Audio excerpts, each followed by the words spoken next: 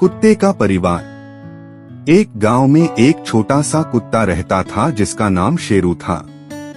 शेरू बहुत चंचल और होशियार था, लेकिन उसे हमेशा अकेलापन महसूस होता था। वह सोचता था, काश मेरा भी एक परिवार होता। एक दिन वह जंगल की ओर चला गया। वहां उसे एक और कुत्ता मिला जिसका नाम रोमी था। दोनों में दोस्ती हो गई और शेरू को लगा जैसे उसे एक भाई मिल गया है। कुछ दिनों बाद रोमी ने शेरू को एक और कुत्ते से मिलवाया, लैसी। लैसी बहुत दयालु थी और शेरू को माँ की तरह प्यार करने लगी। अब शेरू, रोमी और लैसी एक साथ रहने लगे। वे मिलकर शिकार करते, खेलते और गांव की गलियों में दौड़ते। कुछ ही समय बाद लैसी ने 4 छोटे पिल्लों को जन्म दिया। शेरू बहुत खुश था क्योंकि अब उसके पास पूरा परिवार था, एक भाई, एक माँ जैसी लैसी और 4 प्यारे छोटे पिल्ले। शेरू ने महसूस किया कि परिवार का मतलब सिर्फ खून का रिश्ता नहीं होता, बल्कि प्यार और अपनापन होता है। अब वह कभी अकेला महसूस नहीं करता था क्योंकि उसका अपना प्यारा सा परिवार था।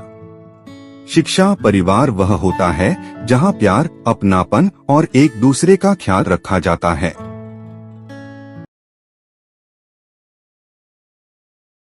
बहुत समय पहले की बात है, एक छोटे से गांव में रामू नाम का एक किसान रहता था।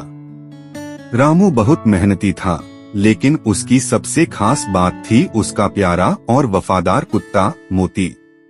मोती रामू के साथ हर जगह जाता और उसकी खेती बाड़ी में मदद करता। मोती की वफादारी। रामू का घर गांव के किनारे था, जहां अक्सर जंगली जानवर आ जाते थे। एक रात जब रामू गहरी नींद में था, तभी एक चोर उसके घर में घुसने की कोशिश करने लगा। मोती ने तुरंत भौंकना शुरू कर दिया। रामू की नींद खुली और उसने बाहर झांका तो देखा कि मोती दरवाजे के पास खड़ा होकर जोर जोर से भौंक रहा था। चोर ने मोती को डराने की कोशिश की, लेकिन मोती ने हिम्मत नहीं हारी। उसने चोर पर झपट्टा मार दिया और उसे पकड़ लिया। रामू दौड़कर बाहर आया और गांव वालों की मदद से चोर को पकड़ लिया गया। कहानी से सीख। इस कहानी से हमें यह सीख मिलती है कि कुत्ते सिर्फ पालतू जानवर नहीं होते, बल्कि वे इंसानों के सच्चे और वफादार साथी होते हैं। हमें भी उनकी देखभाल करनी चाहिए और उनकी वफादारी की कदर करनी चाहिए। भूखा कुत्ता और हड्डी।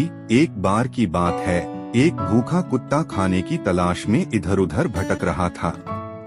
बहुत देर तक ढूंढने के बाद उसे एक हड्डी मिली। वह बहुत खुश हुआ और उसे मुंह में दबाकर एक शांत जगह पर जाने लगा ताकि आराम से बैठकर उसे चबा सके। रास्ते में उसे एक नदी पार करनी थी। जब वह नदी के पुल से गुजर रहा था तो उसने पानी में झांका।